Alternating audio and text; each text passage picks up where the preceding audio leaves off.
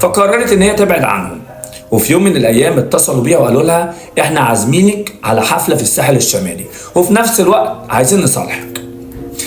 بتقول انا وافقت ووثقت فيهم جدا، واخدت صاحبتي معايا ورحت معاهم.